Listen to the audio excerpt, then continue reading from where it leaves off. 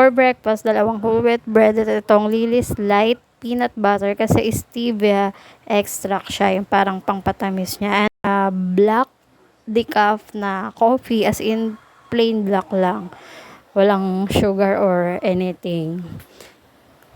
Then, lalagyan ko lang ng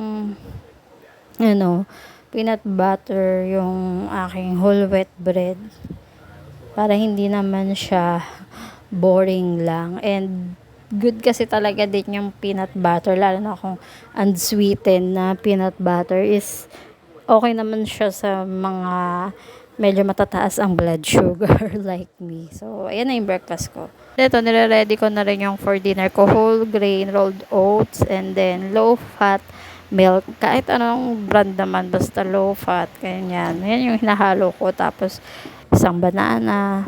Yan. Quaker oats nga pala to. Isang cup lang. Kasukat talaga siya. Yan, isang cup lang ng whole rolled oats. Umaga pa lang kasi pine-prepare ko na para sa gabi. Ano na siya, okay na siya. Yan. And then, isang cup din no low fat milk. Maganda sana talaga yung almond na milk. Kaso nung time na yun, hindi siya available dun sa grocery na bila namin. Kaya, yan, low fat na lang. Yan. Isang cup din yan. Minsan sinosobrahan ko din. Tapos, ito naman banana na gamit ko dito. Hindi pa siya talaga yung hinog na hinog. Medyo matigas-tigas pa nga ito. Kasi, mas okay talaga pag sa may mga matataas ang blood sugar na maganda nga sana yung may green-green pa. Yun talaga. Kasi pag medyo hinog na, mataas na yung sugar content. Medyo mataas na siya. So, di na siya pwede sa mga katulad ko na mataas ang blood sugar. Yan. Kaya mapapansin nyo parang medyo matigas-tigas pa yung pag ko dyan kasi nga matigas pa siya. Hindi pa siya sobrang hinog.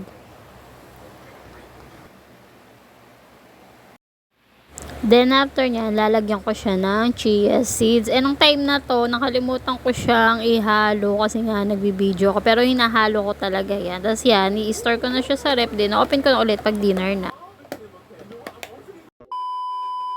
And for lunch naman, kahit anong available na ulam, yun pa rin yung ulam ko. Syempre, pero, strict ako sa rice. Yung rice ko talaga is 1 cup of rice lang talaga. As in, may panuka talaga ako. Diyan, strict ako. Pero sa ulam, kahit ano. And then, yung banana dyan, yung isa sa akin, isa sa anak ko. And for merienda, diba? Nagme-merienda pa rin naman ako. Ayan, gumagawa lang ako ng aking espresso. And alam nyo na yan, ginagamit ko pa rin is yung Verseto ko. And ako din kasi nag-grind ng coffee bean na ginagamit ko. And then lalagyan ko lang yan ng water tas ice kasi ice americano yan. So, usually, ayan talaga yung pag merienda, ayan talaga yung drinks ko. And then, ayan pa rin, whole wheat bread na may peanut butter. Pero kahit anong available na, halimbawa may available na bread dyan, yun pa rin naman yung kinakain ko. Kung ano yung meron, pero dyan kasi yan. Whole wheat bread, tsaka, ayan, yung may peanut butter at ice americano. Yan na yung pinaka-merienda ko.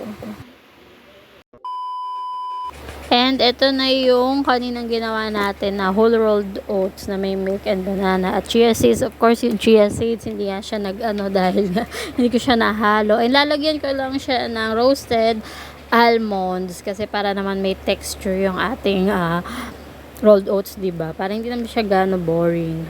Ayan. And healthy rin naman kasi ang almonds.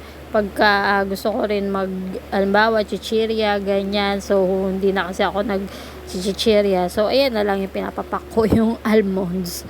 Pag gusto ko ng konting snacks. And then, itong frozen blueberries na nabili ko dun sa grocery yan. Kasi, healthy rin ang blueberries.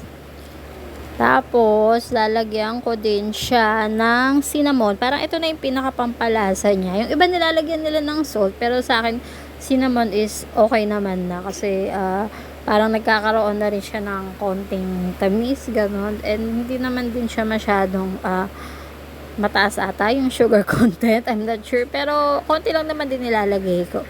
Ayan. So, ayan na yung ating whole rolled oats with almond, blueberries, banana, and cinnamon powder.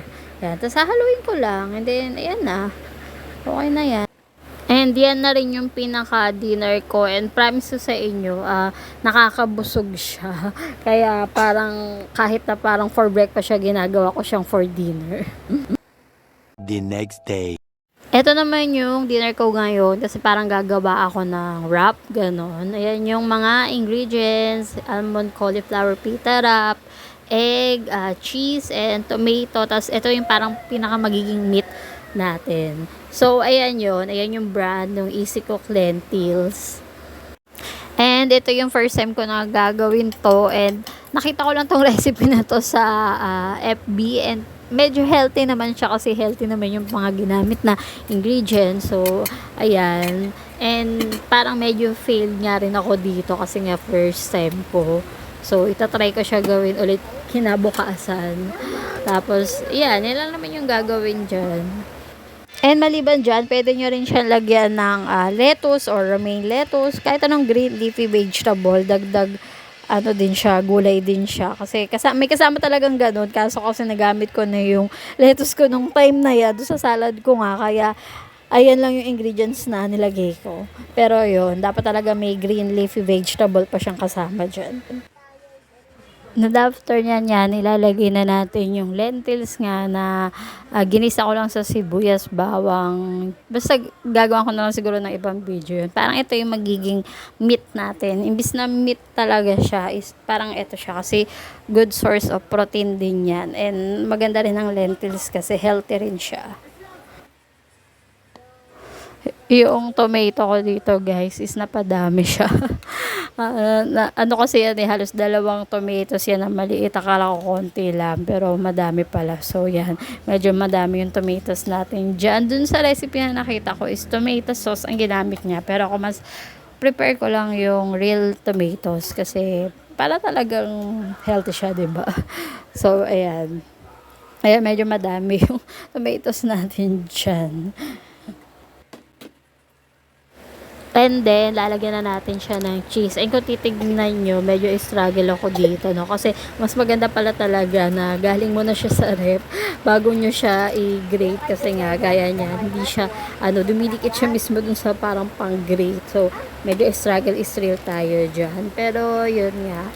After nyan malagay ng cheese is okay na yan. Yung iba, nilalagyan nila ng mayo or sauce na kung gusto mo ng hot sauce. Pero sa akin kasi okay na siya. Kasi, as is na ganyan lang is masarap na siya and malasa na siya. Plus, healthy pa siya. So, ayan. I-flip lang natin ng ganyan kasi dapat talaga tortilla wrap.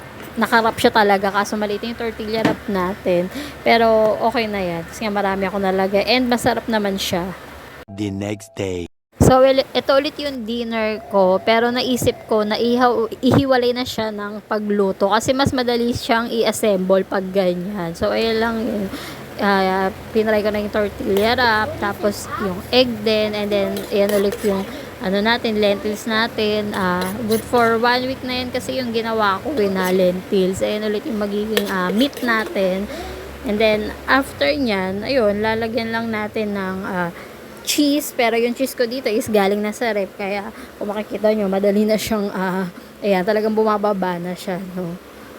So ayan, minus the tomatoes kasi nga yung tomato is na hiwa ko na siya lahat kahapon. So, ngayon wala ng tomato. And ayan na siya. Mas madali na siyang i-fold kasi nga konti na lang yun nilagay ko ng mga ingredients. And dito is iti-taste test natin siya. So, may pumukbang tayo dyan, no? Kasi nga, minus yung tomatoes. Pero masarap pa din siya at nakakabusog talaga. Alternative kasi to dun sa ginagawa ko ding dinner na salad. So, para maliban naman dun is meron naman akong ibang option. Pero masarap siya.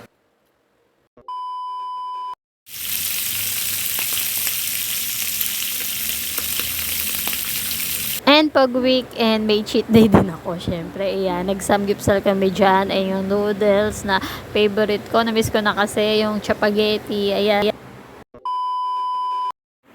Ito naman, nag-hotpot kami. Pero, ayan lang yung ingredients namin. Hindi kompleto kasi dito lang naman sa bahay.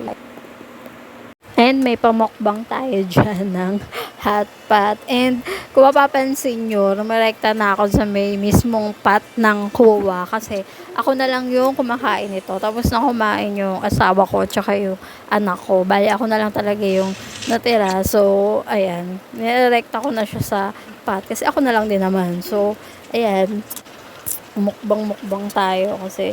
And kung mapapansin nyo, may rice ako dyan. Yes, pag weekends, lunch and dinner, nagra-rice ako. Pero yun pa rin yung sukat, 1 cup lang. And after niya kasi, nag-exercise pa rin naman ako. So, yun. Kaya nga cheat day. Chinasti pa yung cheat day.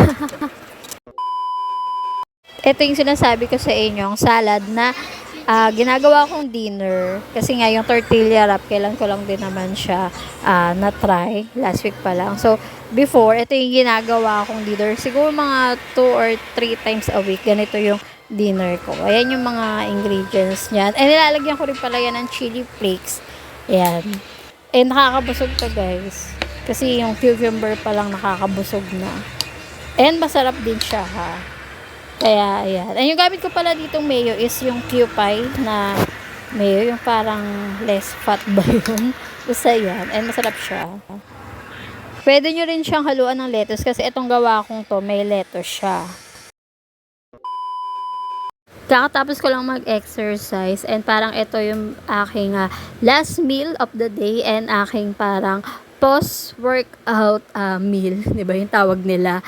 Kasi ang dinner ko kanina is yung whole rolled oats. And usually pag yun ang dinner ko, ito yung parang ginagawa kong, hindi naman siya dessert kasi nga after ko mag-exercise ko lang siya kinakain. So parang yun nga post-workout meal and then last meal of the day na rin. Pag yung whole rolled oats pero minsan kasi may iba rin akong parang dessert. Papakita ko doon sa ibang videos. Kakatapos ko lang mag-exercise. Tapos, ito na nga, ang dinner ko bago ako mag-exercise is yung tortilla wrap nga na yung ginagawa ko. Ina nga, medyo maalat ang naging dinner natin. So, ito yung ginagawa kong snacks. And ito na rin parang pinaka-dessert ko and last meal ko. Ayan. And kung makikita nyo, hindi siya white chocolate, dark chocolate siya. And kung pipili kayo ng chocolate, maganda talaga is yung 70 or 80% pure cacao. May nabasa kasi ako, pero hindi ko sure kung itong Hershey's yun. Pero kasama yung Hershey's dark chocolate dun. Pero hindi ko alam kung itong variant na to. Kasi ito nakita ko to sa grocery. And hindi ko kasi masyadong maintindihan yung niya. So, isa-search ko. Pero dun kasi sa nabasa ko, isa yung Hershey's dark chocolate sa parang, yun nga, mataas yung pure cacao niya. And alam nyo naman, pag dark chocolate is, medyo naman siya, mas healthy siya compare sa dun sa talagang regular chocolate na milk. And, hindi ko to inuubos maabot din to ng 1 week or depende kung gaano kadami. And ganito lang. Yan. As in, ganito lang kadami yung kinakain ko after. And then yun na, ayun na yung last meal ko. Kasi nga parang, ito na yung pinaka-dessert ko, diba? Then kung hindi naman ito, ayan, isa pang ginagawa kong snacks. Ngayon, ito yung available Pero usually talaga, Greek. Yung Pascual na Greek or kahit na Greek na unsweetened plain na yogurt. Itong Zotis, bang brand to? Germany ba to or Ayan nga, made in Germany yan. Tapos, ito kasi, ito rin yung available dyan. So, kung ano yung available din dyan. Tapos, nilalagyan ko lang siya ng ng almond and blueberries. Tapos, yun na. Kung hindi ito, yun nga, kung yung whole rolled oatmeal naman is 1 boiled egg or ito, ayan lang talaga. Pagka weekdays at pag andito lang sa bahay, pag weekdays talagang kung ano yung mapinakita ko sa inyo, yun lang talaga usually yung yung talagang kinakain ko. Syempre pag tanghali naman, syempre kung ano yung ulam na available, syempre minsan may gulay, minsan may karne, parang balance din. Pero usually talaga yung mga pinakita ko sa inyo, ayun yun. Pero lang, it depends tuloy. Pera lang kung kakain sa labas. Syempre, pag kakain sa labas, syempre, exempted yun. Syempre, di ba may times din na, halimbawa, pag lalabas kami weekdays, pero para sa akin talaga more on, yun nga, more on healthy side na ako. Hindi ako nagda-diet kasi iba yung diet Iba yung nagbabawas ng kain. Ako, yun pa rin naman yung kain ko, pero yun nga, parang nagle-less carbs na gano'n. Pero hindi rin naman siya keto kasi hindi naman siya totally din na walang carbs kasi nagkakanin pa rin ako. So, yun lang. Parang calorie deficit, something like that. Ganun. Basta yan. And more on healthy. Hindi na ako nag-chichirya. Diba after yan, may parang midnight snack pa ako. Ako parang, eto na yung pinaka-midnight. Hindi naman siya midnight snack kasi anong oras pa lang eh. And ito na rin pinaka 6:30 pa lang. And iyan na rin pinaka last meal ko. Ang next meal ko na kinabukasan, mga around 8:30 ako breakfast. Yun nga, yung whole wet bread, tsaka yung black coffee. And ano na yun, mga 8:30 pag may pasok, pag weekdays. Pero pag walang pasok, pag weekend, minsan 9 or 10. Parang nagpa-fasting na rin ako, 'di ba?